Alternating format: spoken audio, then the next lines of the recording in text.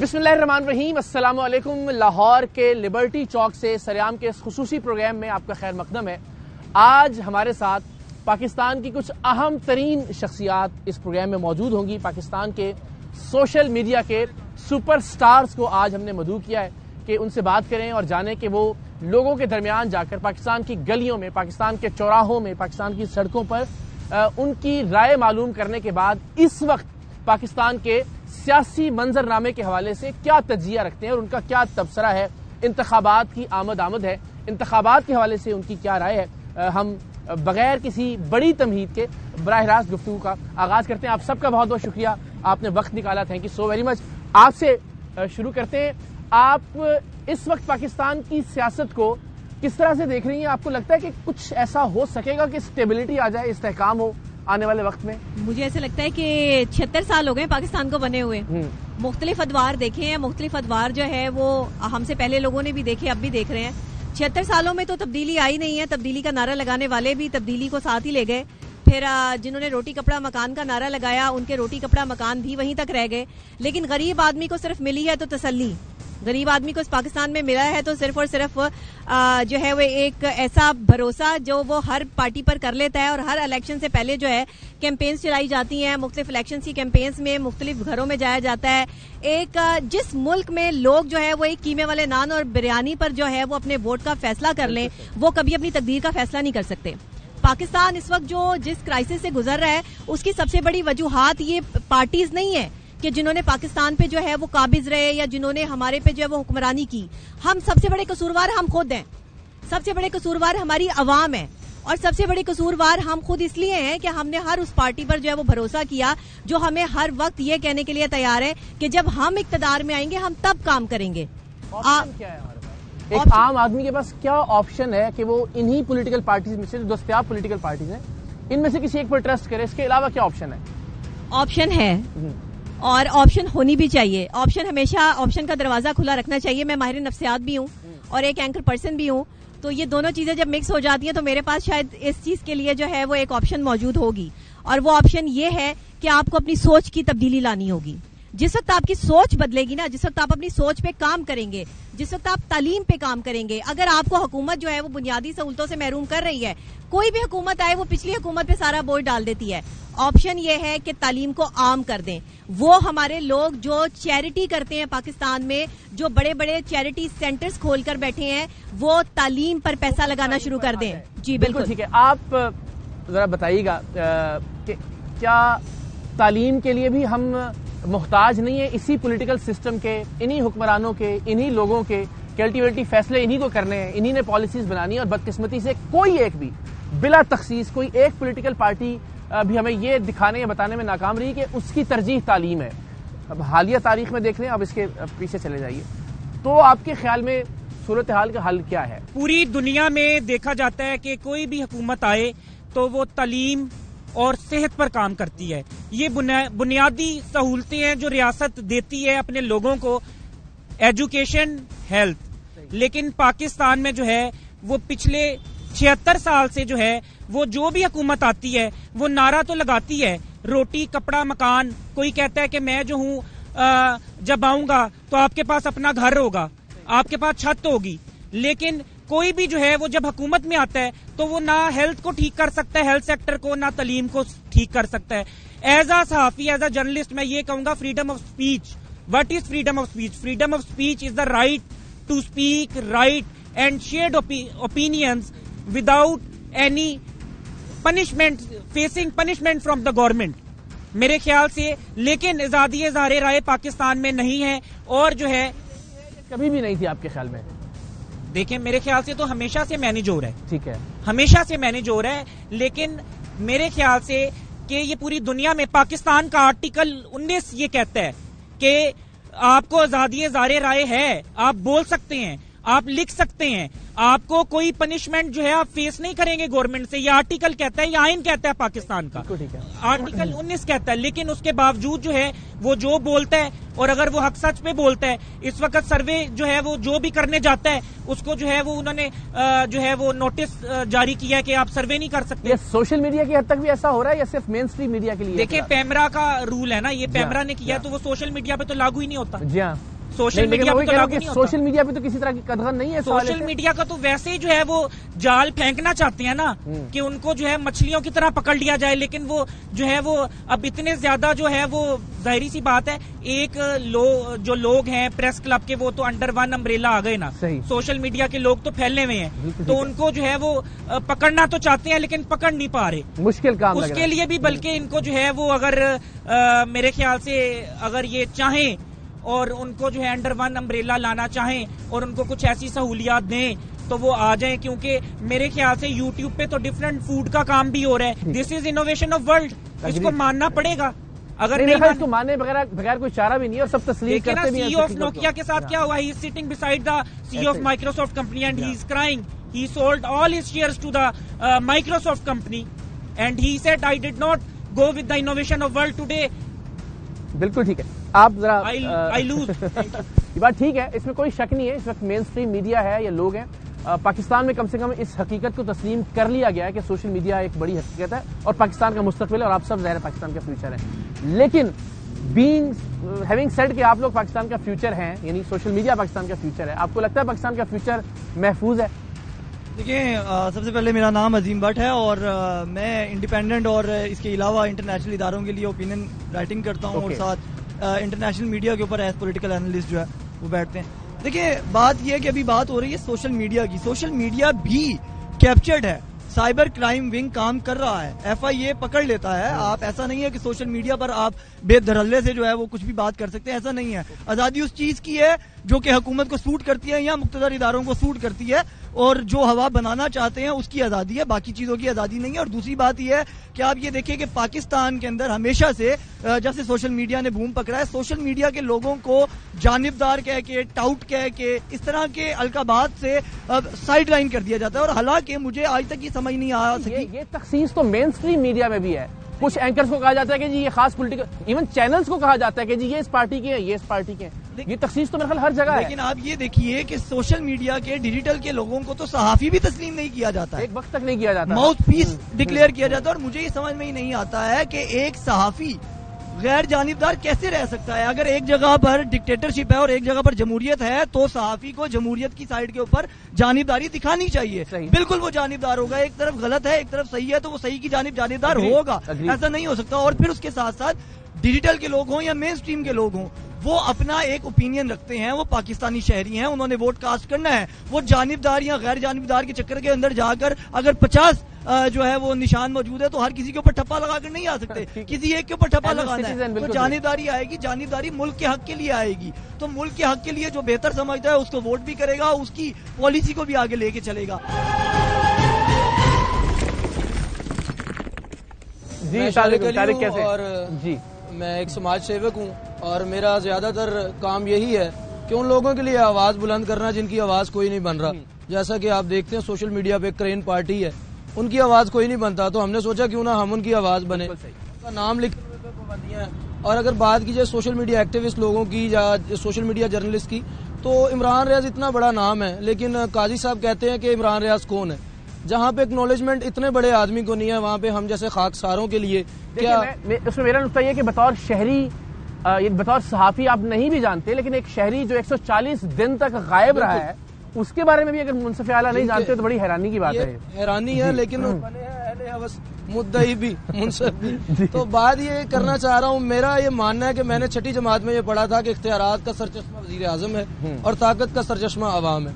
जिस दिन ये दोनों बातें मनो-अन तस्लीम कर लेंगे हमारे लोग, हमारे अपने, हमारे बड़े, तब हालात ठीक हो जाएंगे। वरना जो जिस तरह से चल रहा है पिछले 76 साल से यही चल रहा है, वो कहते हैं ना अजीब अजीब लोग हैं सहद बेमरवत के, जुबान काट ना पाए तो बात काटते हैं। शारिक, ये हम एक तासुर मिलता है कि अवाम अब बहुत बाशऊर हो गए हैं, अब अवाम ने बोलना सीख लिया। इसकी मैं भी तायीद करता हूँ। लोग अब बात करते हैं, वो इस्तिलाहात इस्तेमाल करते हैं जो माजी में हम तवक्को नहीं करते थे आम शहरी से। लेकिन क्या ये शऊर पाकिस्तान में वाकई कोई तब्दीली ला सकेगा या सिर्फ ये गुफ्तगू है जिसका फन आ गया हर एक को? जब तक हम वोट जिसको ठप्पा लगाते हैं, जब तक उसके डब्बे से वोट नहीं निकलेगा, तब तक ये शऊर की बातें, ये बड़े बड़े बुलंदो बांग जो दावे हैं, ये सिर्फ दावे के दावे हैं। इस बार आपको लगता है ऐसा होगा कि जिसको ठप्पा लगाया जाएगा उसी के डब्बे से निकलेगा? देखिए, बींगा पाकिस्तानी तो मुझे बिल्कुल नहीं लगता, लेकिन मायूसी चौंका गुनाह है, मायूस नहीं होना चाहिए। तो मायूस भी नहीं है। वो फैज ने कहा था कि हम देखेंगे, लाजिम है हम भी देखेंगे। और नासिर ने कहा था वक्त अच्छा भी आएगा नासिर, तो मैं इसके आगे जो है ना क्वेश्चन मार्क लगा के पूछता हूँ, वक्त अच्छा भी आएगा नासिर? गम ना कर, जिंदगी पड़ी है अभी। पड़ी है तो ये जिंदगी से ऐसी गुजरेगी, कुछ बेहतरी के आसार हैं? अगर नहीं है तो बेहतरी कैसे आ सकती है आपके ख्याल में? इकरार भाई, सबसे पहले तो मेरा तारुफ, मैं कलम मजदूर सहाफ़ी हूँ, मेरा नाम यासर शमो खान है। हमने पलकों पे दरे यार के दस्तक दी है, मैं वो साहिल हूँ जिसे कोई सदा याद नहीं। क्या कहने। एक सजदा करें आलमे मदहोशी में, लोग कहते हैं कि सागर को खुदा याद नहीं। हम उस दौर में जिंदा हैं जिस दौर में जबानों को लुकनत दे दी जाती है। हम उस दौर में जिंदा हैं जहां पर जो बेसिक इश्यूज हैं उनको इश्यूज बना के बात आवाम करने की ताकत ही नहीं रखती। वो अपने ही चेजेबाजी में लगी हुई है। कोई टिकटॉक में मसरूफ है, कोई बीगो के ऊपर बैठा हुआ है, और कोई रील्स निकाल लेता है किसी थर्ड पार्टी सॉफ्टवेयर्स की, और अपनी जिंदगी के एक ऐसा मसनूई धक्का लगा रहा है।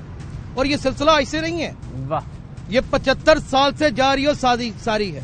आपको याद होगा, इससे बहुत अरसा पहले फैज अहमद फैज, बहुत बड़े शायर हैं, कैदो बंद की सोबतों में उन्होंने कहा था, जाओ सच्चिया रब्बा तू ते आख्या सी, जाओ बंदिया जगदा शाह है तू, साडियां नेमतां तेरियां दौलतां ने, साडा नैब ते आली जां है तू, चंगा शाह बनाया ही रब सच्चिया, पोले खांदियां वार ना आउंदी ए, हड्डां च कल्पे जान मेरी, जिवें फाई च गूंज कुरलाउंदी है।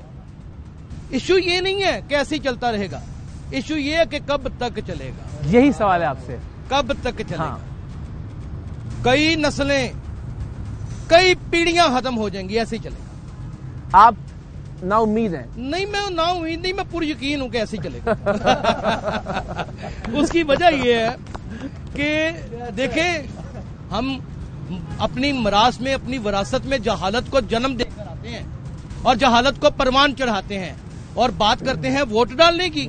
मैं समझता हूँ ऐसी अवाम को वोट डालने का हक ही नहीं है। जनाब, तो यहाँ मुझे लगता है कि गेंद अवाम के कोर्ट में आ गई है कि नहीं, अवाम चूंकि तालीम याफ्ता नहीं है तो शायद इस वजह से निज़ाम तब्दील नहीं होता हुआ दिखाई दे रहा। तो आपके ख्याल में प्रॉब्लम ऊपर से नीचे की तरफ है, यानी हुक्मरान ठीक होंगे तो अवाम ठीक होंगे, या आपके ख्याल में अवाम ठीक होंगे तो सही हुक्मरानों को लेकर आएंगे? प्रॉब्लम कहाँ पे है? अच्छा, इस इक्वेशन को सबसे पहले तो मैं अपना तारुफ करा दूं। रूबा अरूज मेरा नाम है और नियो न्यूज से मैं वाबस्ता हूँ। सबसे पहले तो इस इक्वेशन को हम रेसिप्रोकेट करेंगे, ये दोनों तरफ से जब इक्वालिटी रहेगी तो चीजें बेहतर होंगी। हम 70 सालों से इसी कानून को देख रहे हैं, इसी मामले को देख रहे हैं। हमारे ही दोस्त, हमारे ही साथी जब किसी दूसरे मुल्क में जाते हैं तो कानून का बहुत सख्ती से एहतराम करते हैं। क्रिटिसाइज हम बहुत अच्छा कर लेते हैं, हर जमात को क्रिटिसाइज करते हैं। आप इलेक्शंस की बात कर रहे थे, मेरा आपसे ये सवाल है कि इंतखाबात हो जाएंगे, अदालत करवाएगी या जिस तरीके से भी करवाए जाएंगे, लेकिन इंतखाबात के बाद क्या होगा? फिर से वही रोड पे हम धरने कवर कर रहे होंगे, उस नताइज को एक्सेप्ट किया जाएगा या नहीं? तो ये वो सवालात हैं कि सिस्टम को कैसे बेहतर किया जाएगा। चीजें तो चलती, इम्कान फिलहाल दिखाई नहीं दे रहा। आप स्टार्ट करेंगे तो होगा, आप डिसीजन मेकर हैं, हम स्टार्ट करेंगे तो चीजें शुरू होगी। ना उम्मीद नहीं होना चाहिए। जी बिल्कुल ठीक है। नबील, अगेन बिल्कुल सही आइडेंटिफाई किया कि हम चाहते ही हैं कि सड़क बननी चाहिए, बहुत अच्छी बात है, लेकिन अगर सड़क मेरियां पहलियां जो लंघ दी है तो फिर सड़क बहुत बुरी है। बिजली के तार जरूर गुजरने चाहिए, लेकिन अगर वो मेरे प्लॉट के ऊपर से गुजरते हैं तो फिर वो बहुत बुरे हैं। तो हम बदकिस्मती से इतने सेल्फ सेंटर्ड हैं कि हम अपनी जात को लेकर सही और गलत के पैमाने मुरतब करते हैं। लोग कब उस मैयार पर आएंगे जो दुनिया में महज़ब कौमें हम देखते हैं, जहां वो एक दूसरे का हक देना जानते हैं, चाहे वो सड़क है, चाहे वो आम जिंदगी है? हम किस तरह से उस मैयार तक लेकर आएंगे खुद को बहैसियत एक आम शहरी के? देखिए इकरार भाई, पहली बात तो ये है कि अखलाकी तौर पे हम बहुत ज्यादा गिरे हुए हैं, और ये मेरा ख्याल है कि इसका कोई पॉलिटिकल कोई ताल्लुक नहीं है। ये बेसिकली बुनियादी तौर पर हमारी अखलाकियात का मामला है, जो कि पूरी दुनिया में हम देखते हैं कि लोग अखलाकी तौर पे बहुत बुलंद होते हैं, ऊपर होते हैं, हम अखलाकी तौर पे गिरे हुए हैं। इसका जो वाहिद हल है वो एजुकेशन ही है, और मुझे ये लगता है कि जैसे जैसे वक्त गुजर रहा है, एक टाइम आएगा कि हम बहुत बेहतर हो जाएंगे। अगर हम देखें आज से 10 साल पीछे चले जाएं, 20 साल पीछे चले जाएं, मुझे ये लगता है कि हमारी कौम में बेहतरी आई है। अच्छा, ये तो कुछ मिसालें दे सकते हैं आपके कहाँ किस शोबे में? मैं एक जनरली बात कर रहा हूँ कि ओवरऑल हमने देखा है कि जैसे जैसे हमारा एजुकेशन की रेशो बढ़ी है उसी तरह हमारे मुआशरे के अंदर बेहतरी आई है, मुझे ये लगता है ज़ाती तौर पे। लेकिन अभी जो पाकिस्तान में पॉलिटिकल सिनेरियो है इससे लोग बहुत ज्यादा मायूस हैं। वो पढ़ा लिखा आदमी है, वो अनपढ़ है, वो गरीब है, वो अमीर है, तमाम लोग ही इससे मायूस हैं। उसकी बुनियादी वजह यह है कि पाकिस्तान में सो कॉल्ड जमहूरियत तो है लेकिन जमहूरी अमल कोई नहीं है। बिल्कुल, इस पे हम जरा बात करेंगे आगे चल के। अगेन नबील ने कहा कि पार्टीज पर से या पॉलिटिकल सिस्टम पर से लोगों का एतबार ही उठ गया है, तो ये अब उठा है या इससे पहले भी? हम हमेशा देखते हैं कि एक पार्टी जाती है, पाकिस्तान के लोग मिठाइयां बांटते हैं, दोनों पार्टियां जाती हैं, डिक्टेटरशिप आ जाती है, फिर भी पाकिस्तान के लोग मिठाइयां बांटते हैं। तो मुझे लगता है ये तो हम हर बार हमें लगता है कि हम शऊर की बहुत बुलंद सतह पर हैं और अल्टीमेटली वहीं खड़े होते हैं। वो कहते हैं हमारे पांव टेढ़े थे, फकत चलने से क्या होता, बहुत आगे गए लेकिन बहुत पीछे निकल आए। हमें लगता है कि हम आगे जा रहे हैं। आप बिल्कुल सही कह रहे हैं। मेरा नाम अहमद शेर जट है, मैं पेशे से वकील हूं और लीगल ईगल्स के नाम से हमारा डिजिटल प्लेटफॉर्म है। सही। पहले तो हम जो कवानीन की बात कर रहे थे ना, हम पहले भी बात कर रहे थे कि अवाम के हाथ में क्या है। हम हमेशा ये समझते हैं कि जब आपका वोट का टाइम होता है ना, सिर्फ 5 साल में आपके पास यही टाइम है। आजकल मैं एक और बड़ी कैंपेन चलाता हूं कि आपने वजीर आजम को हटाने के लिए एक तरीकेकार रख दिया, तरीके अदम एतमाद। आपने सुप्रीम कोर्ट के जजों को हटाने के लिए तरीकेकार रख दिया। हर बंदे को हटाने के लिए ओहदे से एक तरीकेकार है, लेकिन किसी एमपी या एमएनए को, जिसको मैं 5 साल के लिए इलेक्ट कर बैठता हूं, वो इंसान का बच्चा नहीं निकलता, मेरे दिए हुए मैंडेट के हिसाब से चलता, उसको हटाने के लिए कोई तरीकेकार ही नहीं है। क्योंकि ऑलरेडी मेरा तो इलेक्टेबल जो इलेक्टोरल सिस्टम है वो ये है कि मेरे हल्के में 5 लाख वोट है और 4 लाख वोट जिसके खिलाफ गया होता है वो बंदा इलेक्ट हो रहा है। तो बेसिक ये चीज है कि हमारे पास ये वाला एक बड़ा मुनासिब टाइम होता है जिसमें हमने ये सोचकर किसी बंदे को इलेक्ट करना है कि ये जो अगले 5 साल खा ये अपोजिशन में हो, खा ये गवर्नमेंट में हो, ये लेजिस्लेटिव रोल हमारे लिए क्या अदा कर सकेगा, क्या कोई काम कर सकेगा। ये सुनने में बहुत अच्छी बात लग रही है कि किसी भी मुंतखब नुमाइंदे को हटाने का कोई ऐसा क्राइटेरिया जरूर मौजूद होना चाहिए, लेकिन आपको नहीं लगता जो इस वक्त जिस तरह से कुव्वतें कार फरमाएं, ये तो बड़ा आसान हो जाएगा उनके लिए कि जो इलेक्टेड लोग हैं जब दिल चाहे उनको। देखिए, जमहूरियत तो यही है ना। आप जमहूरी हक दे रहे हैं अवाम को, आप देखिएगा उसके बाद निजाम चेंज हो जाएगा। आपका ऐसा कोई बंदा आएगा ही नहीं जिस बंदे को हटाने की आपको जरूरत महसूस होगी। चंद दिन पहले की मिसाल है कि हमारे सामने एक केस आता है प्रोटेक्शन ऑफ पेरेंट्स ऑर्डिनेंस, कि किसी बच्चे ने अपने वालिद को घर से निकाल दिया, उसके खिलाफ पुलिस ने मुकदमा दर्ज कर लिया protection of Pakistan parents ordinance के तहत। और हमें पता चला कि वो कानून कभी आगे चला ही नहीं, 2021 में खत्म हो गया था। आज तक आपके इदारे उसके ऊपर अमल किए जा रहे हैं। तो जो हमारा बेसिकली निजाम, बेशुमार चीजें इंटरलिंक्ड हैं, लेकिन जो क्योंकि मैं अपनी फील्ड के हिसाब से बात कर रहा हूँ कि कानून साजी के हवाले से लोगों को शऊर होना चाहिए और लोगों को यही मौका है। आप अपनी कोशिश करें, ना आपका वो वोट निकले वो जरूरी नहीं है, ठीक है, लेकिन बार बार कोशिश बहरहाल करते रहना आपको करने। ठीक है। सबसे पहले मैं अपना तारुफ करवा दूं कि मैं लाहौर रंग टीवी चैनल पे लाहौर पूछता प्रोग्राम कर रहा हूं और आपका शुक्रिया अदा करता हूं कि आज आपने यहाँ पे बात करने के लिए बुलाया। थोड़ा माइक करीब कीजिए जी। सबसे पहले मेरा ख्याल है कि पाकिस्तान का निज़ाम जिस पे हम आज बात कर रहे हैं वो इतना बोसीदा हो चुका है कि मेरा ख्याल है कि बजाय कि 1-1.5 मिनट बात करने से अच्छा है कि मैं 1-1.5 मिनट में रो के आपको दिखा दूं और आपको मेरे जो है जज्बात की बिल्कुल सही है वो एक अकासी हो सके। अब मैं आपको बताता हूँ कि सिर्फ इसमें हुकूमतों और इदारों की गलती नहीं है, बतौर अवाम हम लोग भी गलत हैं। ये जो आज यहाँ पे लोग बात कर रहे हैं, बल्कि यहाँ नहीं, अक्सर बात करते हैं कि लोगों को शऊर आ गया। लोगों को शऊर नहीं आ गया, आपने शऊर वाला बंदा ढूंढ के उसको मीडिया में दिखा दिया। हमें जानबूझ के जाहिल रखा गया, इसमें फायदा उन लोगों का। और मसला ये है कि पहले यहाँ पे अवाम की, ये लोग कहते हैं शऊर आ गया, मैं कहता हूँ अवाम ज्यादा जाहिल होगी। पहले हम फिरका वारियत पे लड़ते थे, अब हम एक वो टर्म है सियासी नजरिया वारियत। भाई आज आपने किसी को लड़ाना है, इकरार भी आप यही खड़े होकर पीटीआई पीएमएल की बात कर रहे हैं। आप यहाँ से जाके एक बंदे से कहें किसको वोट देना, वो कहेगा जी पीटीआई को देना, दूसरे कहें पीटीआई नहीं दे रहा है, वो आपस में लड़ पड़ेंगे। ऐसा ही है, मार देंगे, गोलियां चल पड़ेंगी।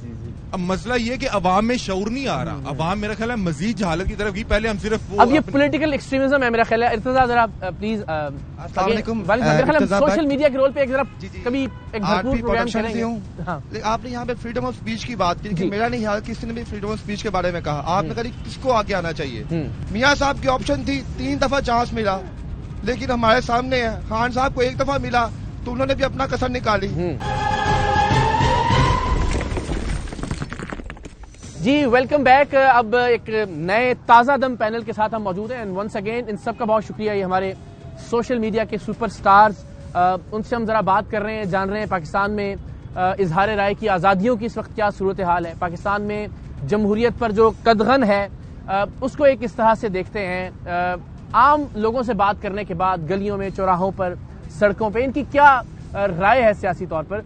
अस्सलाम वालेकुम and thank you so very much. बहुत शुक्रिया आप लोगों के वक्त निकालने का। आपसे जरा हम आगाज करते हैं, की बनेगा पाकिस्तान का, तो मैं जरा आपसे पूछता हूँ कि की बनेगा पाकिस्तान का। मेरा नाम जी डॉक्टर एयर माटा है और मैं डिफरेंट चैनल्स पे काम कर रहा हूँ। इकरार भाई आपको सुनते रहते हैं और आपको ही इंस्पिरेशन मानते हैं। मैं ये समझता हूँ कि जैसे आपने कहा कि क्या बनेगा, तो बनने को तो कुछ नहीं बनेगा। 75-76 साल से जो हो रहा है वही हो रहा है। ये जो राग अलापा जाता है कि अवाम जो है वो ताकत का सरचश्मा है, तो 75 साल में हमें ताकत का जो सरचश्मा है वो कोई और नजर आते हैं। सही। हबीब जालिब की मैं नज़म यहाँ पे कोट करना चाहता हूँ कि वो कहता है कि बोलने पे पाबंदी, सोचने पे ताजीरें, पाँव में गुलामी की आज भी हैं जंजीरें। आज हरफे आखिर है, बात है चंद लोगों की, दिन है चंद लोगों का, रातें हैं चंद लोगों की। उठो के दर्दमंदों की सुबह शाम बदलो भी, जिसमें तुम नहीं शामिल वो निजाम बदलो भी। तो सहाफियों के लिए भी मैं यही आज आवाज उठाना चाहता हूँ कि आजादी सहाफी राय क्यों नहीं था, क्यों नहीं है और अभी भी क्यों नहीं है। तो मेरा यही है कि सहाफियों को उठ खड़े होना चाहिए। अभी हम आवाज बुलंद करेंगे, चलो कहीं ना कहीं हम अपने हिस्से की शमाकत चलाएंगे। आपको लगता है कि पाकिस्तान के सहाफियों ने सिर्फ हालिया तारीख में नहीं, चाहे आप जिया का मार्शल ले लीजिए, आप मुशर्रफ का मार्शल और उससे पहले और बाद के जितने भी अदवार हैं, कि सहाफी बहरहाल मजमूई तौर पर अपना रोल प्ले करते रहे हैं किसी न किसी तरह से। कोड़े भी खाए, जेलें भी काटी, आज भी हम देखते हैं जबरी गमशुदगियों का शिकार भी हो रहे हैं। तो सहाफी तो बहरहाल अपनी आवाज बुलंद करते रहे हैं किसी न किसी तौर पर, लेकिन आवाज बुलंद करते रहे लेकिन वो बाइस्ड कहीं ना कहीं हो जाते हैं। बहुत सारे बड़े सहाफी हम देखते हैं कि वो बाइस्ड रहते हैं किसी एक के एजेंडे पे, उनकी वहां पे काम करते हैं। लेकिन मैं ये समझता हूँ कि सहाफियों को बाइस नहीं होना चाहिए, अपनी आवाज बुलंद कर रहने चाहिए। जिस तरह की पॉलिटिकल इंस्टेबिलिटी हुई है, पॉलिटिकल पार्टीज को बंद किया गया, इसी तरह सहाफियों के साथ जब ज्यादती होगी तो सहाफियों को आवाज उठानी चाहिए। बिल्कुल ठीक है। तो मेरा तो ये मोड है। जनाब अगेन वही सवाल हम जरा सबसे करते हैं कि क्या होगा आपके ख्याल में, क्या होने जा रहा है, कुछ बेहतर होगा, हकीकी मानों में किसी तब्दीली के आसार आप देखते हैं, कोई इनकलाब बर्पा हो सकता है पाकिस्तान में या नहीं? जी अस्सलाम वालेकुम, इकरार भाई, मोहसिन शहजाद मुगल मेरा नाम है। मुख्तलिफ चैनल्स पे काम कर चुका हूँ, अभी सोशल मीडिया पे अपने नाम से चैनल्स पे काम कर रहा हूँ, पॉडकास्ट वगैरह और एनालिसिस देते हैं। तो पाकिस्तान की बात की जाए तो पाकिस्तान के मुस्तकबिल पर बात करें तो किसी भी चीज़ के मुस्तकबिल पर बात करने के लिए ज़रूरी है कि उसके माजी और हाल को देखा जाए। सही। और हाल को देखें तो हाल तो आपके सामने ही है, बदहाल है। हम माजी की बात करें तो पाकिस्तान में 4 प्राइम मिनिस्टर्स को नाहल कर दिया गया, 75 साल की हम तारीख पढ़ें तो, और 3 प्राइम मिनिस्टर ऐसे हैं जिनको शहीद कर दिया गया। मतलब पाकिस्तान का सबसे बड़ा मसला एक ही है कि यहाँ पर लोहार का काम तरखान कर रहा है और तरखान का काम लोहार कर रहा है। तो पाकिस्तान का मसला ये है कि जिनका काम जो है वो कर नहीं रहे, जिनका है वो भी सारे अपने तरफ लेके आ रहे हैं। आप जरा बताइएगा कि जो इस वक्त दस्तयाब ऑप्शंस हैं पाकिस्तान में सियासी तौर पर, जो पॉलिटिकल पार्टीज हैं या पॉलिटिकल लीडर्स हैं, जो भी उनका माजी है, जो उनका हाल है, इस सब को मद्देनजर रखते हुए किसी एक से आप कोई उम्मीद वाबस्ता कर सकते हैं, या आप समझते हैं कि नहीं, इनकलाब के लिए एक मुकम्मल तौर पे बिल्कुल एक शऊरी तब्दीली की जरूरत है पाकिस्तान में? अस्सलाम वालेकुम इकरार भाई, मेरा नाम मोहम्मद अलबर रईस है। इलेक्ट्रॉनिक मीडिया में 5 से 6 साल काम किया, न्यू डिजिटल में एज एन एंकर काम कर रहा हूँ। आपने माजी की बात की, किसी की तरफ भी देखें, पीपल्स पार्टी का नारा रोटी कपड़ा और मकान, आज भी वो ये नारा लगा लूट के ले गए पाकिस्तान। अनफॉर्चुनेटली हम नून लीग को देख ले, हम सेहत के निजाम को बेहतर करेंगे, हम ये करेंगे, अपने इलाज करवाने के लिए उनको इंग्लैंड जाना पड़ता है। आप लाहौर के गवर्नमेंट हॉस्पिटल्स का अगर मैं सर्विसेज का मेंशन करूं, गंगा नाम का मेंशन करूं, एक बेड के ऊपर फीमेल वार्ड में 3 खवातीन हैं, वहीं पे उनको चेंज करवाया जा रहा है, वहीं पे वॉमिटिंग्स है, वहीं पे सब कुछ है, वहीं पे यूरिन बैग्स हैं। सर ये लोग इत्तेमाद के काबिल नहीं रहे। सही। पाकिस्तान का सिटीजन होने के नाते मेरा ये राइट है कि मैं अपने लिए कुछ अच्छा हुक्मरान चूज करूं, लेकिन मैं जो अपने इर्द गिर्द देखता हूं ना, मुझे कुछ भी अच्छा नजर ही नहीं आता। जनाब जी अस्सलाम वालेकुम, एहतशामुल्लाह बहलीम, पब्लिक डिजिटल से मुंसलिक हूँ। बचपन में एक शेर सुनाया करते थे, जो सच कहूँ ज़बान कटे, जो चुप रहूँ तो जुर्म है, सितम के इस दयार में खतीब कश्मकश में है। तो यकीन मानिए आज वाकई दिन लग रहे हैं। मैं उस वक्त सोचता था क्यों कश्मकश में है, अभी पता चल रहा है कि क्यों कश्मकश में है। तो जब किसी से पूछने जाते हैं तो दिल में कुछ और होता है, दिमाग में कुछ और होता है, जबान में कुछ और होता है। तो बाकी दिन पता चल गया, तो हम अजीब कश्मकश में। अभी भी आप ये कह रहे हैं कि जो आपका जहन ज़मीर और दिल कह रहा है वो बयान नहीं किया जा सकता। वो मेरा नहीं, ऐसा पूरी कौम का नहीं, वो बयान नहीं कर रहा। आप सवाल करेंगे, दिल कुछ और कह रहा होता है, जबान कुछ और कह रही होती है और दिमाग कहीं और होता है। तो इस वक्त हमारी कौम जो है वो यकीन मानिए कि अगर बचपन में हमें कुछ और बताने की बजाय गैरत और ये बताया जाता है कि हम स्ट्रेट फॉरवर्ड बन जाएं, जो हमारे दिल में है वो जबान पे आ जाए, जो दिमाग में वो भी जबान पे आ जाए, तो आज ये हालात ना होते। तो हम हिपोक्रेसी में ऊपर हैं, मुनाफिकत के तहत हम कुछ अभी भी नहीं कर पा रहे, जो हमें करना चाहिए तो वो हम नहीं कर पा रहे, जिस वजह से ये हालात पाकिस्तान से बदतर होने चाह रहे हैं। तो लगता है कि हम अपने बच्चों को कुछ बता सकेंगे नहीं पाकिस्तान बेहतर हुआ है? अस्सलाम वालेकुम, मेरा नाम साइम है, मैं लीडर टीवी से वाबस्ता हूँ। अच्छा इकरार भाई, ऐसा है कि हम लोग, हमारी जो नस्लें चल रही हैं ये एक खानदान के नीचे हैं। 2-3 ऐसे खानदान है पाकिस्तान के अंदर जिनके अंडर मेरे वालिद साहब थे, उसके बाद उनके बच्चों के नीचे मैंने आना है, मेरे बच्चे जो हैं उनके बच्चों के नीचे आएंगे, ये ऐसे ही चल रहा है। अभी हम लोग अगर निकलते हैं बाहर, पब्लिक से पूछते हैं, लोगों से बात करते हैं, तो हमारे लोग कंफ्यूज हैं इस टाइम। वो किसको वोट दें किसी को कोई पता नहीं है, क्योंकि वो सबको आजमा चुके हैं इस टाइम। हमारे जो भी जमातें सबको आजमा चुके हैं, और नया बंदा जो है, आपको पता है पाकिस्तान के अंदर ऊपर आना बहुत मुश्किल है। अगर कोई आ जाता है बदकिस्मती से उसको नुकसान पहुंचाया जाता है हर तरह से। और इस टाइम एक नारा लोगों के दरमियान चल गया, पहले कहा जाता था पाकिस्तान को बचाएं, अब कहा जाता है पाकिस्तान से बच के कैसे जाएं। और अमीर जो लोग हैं वो तो खैर चले जाते हैं, जो गरीब है वो यहाँ पर पिस रहा है। और हमारे जो लोग हैं इस टाइम इतनी गुर्बत की लकीर से नीचे आ चुके हैं कि हम लोग आवाज नहीं उठा सकते। सबसे मायूस होने वाले लोगों की अब तादाद बढ़ती जा रही है, आप इसको फील करते हैं माशरे के अंदर? जी, एहसन जफर मेरा नाम है और पब्लिक न्यूज से ताल्लुक है। मैंने मुख्तलिफ हलकों में सर्वे भी किया है, लोगों की बात भी सुनी है। जब देखा जाता है, ज्यादातर अगर देखा जाए तो लोग कहते हैं कि हमें रोटी से मतलब है। सही है। महंगाई इतनी हो गई है, अशिया खुर्दोनोश इतनी ज्यादा खराब हो चुकी है, महंगाई इतनी इस कदर हो गई है कि अवाम सिर्फ कहती है कि हमारे से बात भी ना करो, हम ये चीजें सस्ती हो जाएं। और अगर देखा जाए, अगर पार्टीज के लिहाज से देखा जाए तो पीटीआई का वोट 70% ज्यादा है। ठीक है। नून लीग का भी है, दीगर पार्टीज का भी है, लेकिन पीटीआई का वोट ज्यादा नजर आता है। अच्छा, मैं आपसे ये पूछना चाहूंगा कि बदकिस्मती से हमें तब ये चीजें याद आती हैं जब हम इख्तिदार में नहीं होते। रियासत की ज्यादतियों का एहसास भी होना शुरू हो जाता है, और जब हम इख्तिदार में होते हैं तो हम उन्हीं ज्यादतियों का, उन्हीं मजालिम का हिस्सा बन जाते हैं। हम भी, हमारे सपोर्टर भी उस नैरेटिव को सपोर्ट करते हैं, और ये हर पॉलिटिकल पार्टी के साथ है। मेरा नाम तैयब है और जीएन के डिजिटल से मेरा ताल्लुक है। जो आपने बात की कि जब हम हुकूमत में होते हैं, इख्तिदार में होते हैं, तब हम कहते हैं कि सब ठीक है, हम ठीक कर रहे हैं। जब हम बाहर जाते हैं हम गालियां निकाल रहे हैं। मैंने रिसेंटली मुराद राज साहब का इंटरव्यू किया, मैंने यही सवाल उनसे किया, तो मतलब एक स्माइल आती है बस। हनीफ, ये आपका जरा डायरेक्ट मौजू है, being a leader social media के। इकरार भाई, कहा जाता है मैं किसके हाथ पे अपना लहू तलाश करूं, तमाम शहर में। और एक पंजाबी कहावत ये भी है कि तेरा कहाँ चिट्टा ही है। अच्छा। तो ये जितनी भी कहावतें हैं ना इस वक्त पाकिस्तान के ऊपर सेट हो रही हैं। बिल्कुल सही बात। इस वक्त पाकिस्तान बतौर स्टेट, एक कंट्री के तौर पे खड़ा हुआ है और देख रहा है कि जो मुझे तबाह किया गया है, मैं किसके हाथ पे अपना लहू तलाश करूं। किसी ने कोई कसर छोड़ी है? हम उठते हैं, सियासतदानों पे बात कर देते हैं, हम उठ पे कहते हैं कि नून लीग ने गलत कर दिया, पीटीआई ने गलत कर दिया, पीपल्स पार्टी ने गलत कर दिया। क्या नून लीग, पीपल्स पार्टी, पीटीआई की इतनी हैसियत है कि कुछ गलत कर दें? उम्मीद की बात कर रहे हैं। ऐसे 2 साल पहले जितने भी ये नौजवान बैठे हैं, ये सब मीडिया में कुछ ना कुछ उम्मीद लेकर आए थे। अब किसी में कोई उम्मीद नहीं है। अब सब के सब ये सोच रहे हैं कि यार क्या हम अल्टरनेट कर सकते हैं अपनी रोजी कमाने के लिए, कहीं हम निकल सकते हैं कि नहीं निकल सकते। यही काम करना है कि हमने कुछ और कर सकते हैं। इस वक्त इनकी ये सूरत हाल है। ज्यादातर लोग इस वक्त नौजवान मुल्क छोड़ने में तैयार बैठे हैं, और जब वो मुल्क छोड़ने का स्टेटस लगाता है, नीचे लोग कमेंट कर रहे होते हैं, मुबारक हो तुम्हारी जान छूट गई है। अस्सलाम वालेकुम, अनस गोंदल न्यूज़ 1 से। जी ग्रार पे thank you so very much. सवाल बस यही, देखें, अगेन बीइंग अ लीडर, आप लीड कर रहे हैं सोशल मीडिया की एक बहुत तगड़ी ऑर्गेनाइजेशन को, और बहुत अच्छी बात है कि सब एक एक प्लेटफॉर्म पे इकट्ठे हो रहे हैं।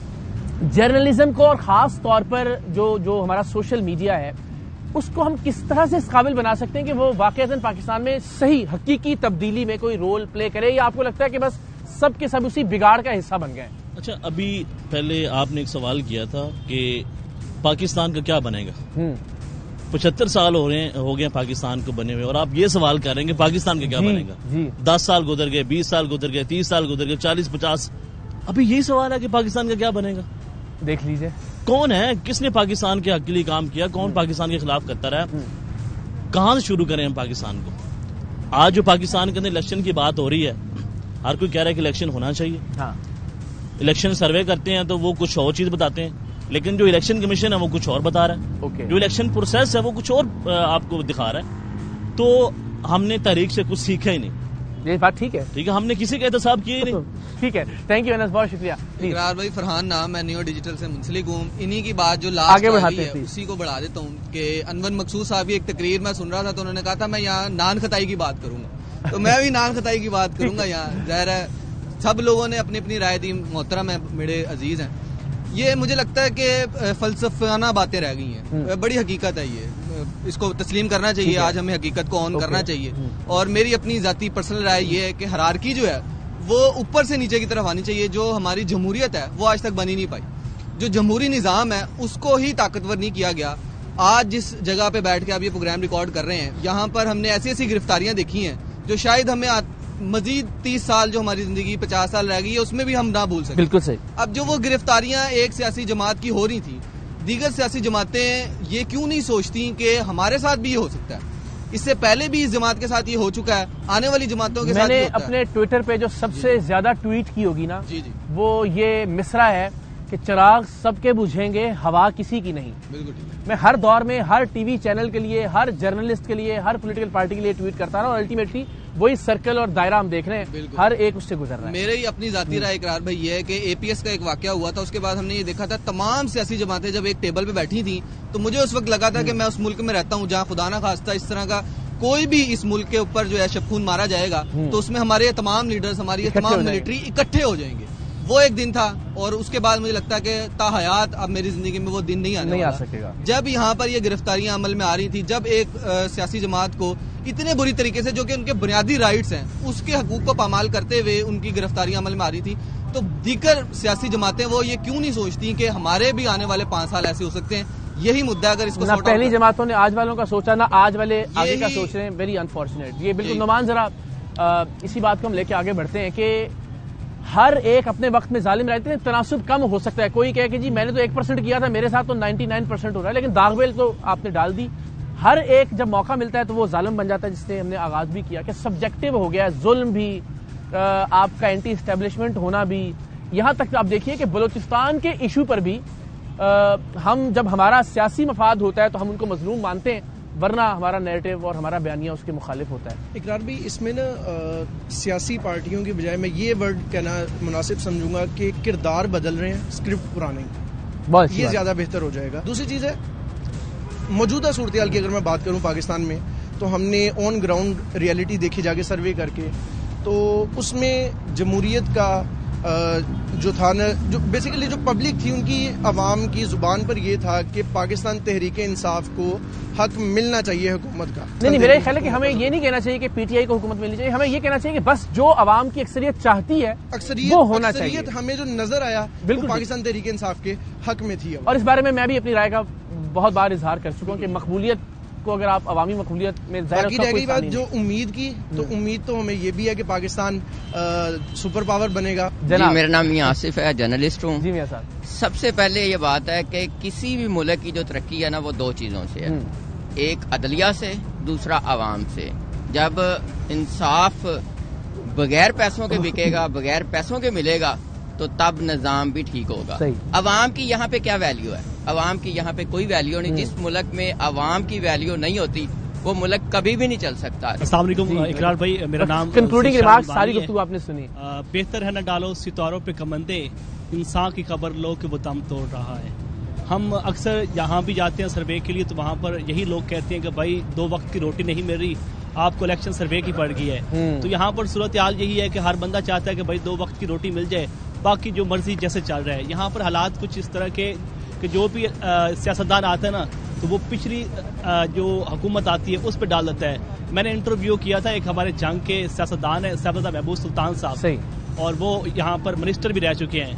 तो उनसे मैंने पूछा था कि जंग की जो बदहाली है और इसकी क्या वजह है, तो उन्होंने कहा था कि ये जो पिछली हुकूमत में लोग रहे हैं ना, उन्होंने किया है। तो मैंने कहा सर आप कब से सियासत कर रहे हैं? तो उन्होंने कहा था हम 70 साल से कर रहे हैं। तो ये हालत है हमारी।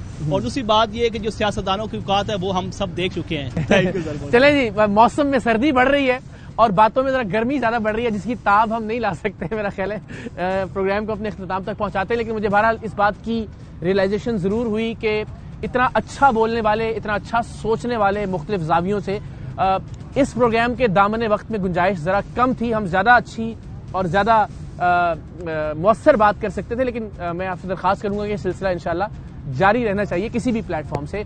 आप सबका बहुत शुक्रिया, आपने प्रोग्राम मुलाहिजा किया। ये पाकिस्तान की आवाज है, पाकिस्तान के आम आदमी की आवाज है, जो आपने सोशल मीडिया के इन स्टार्स के तवस्सुत से सुनी, और हम इस सिलसिले को इंशाल्लाह आगे भी बढ़ाएंगे। पाकिस्तान जिंदाबाद।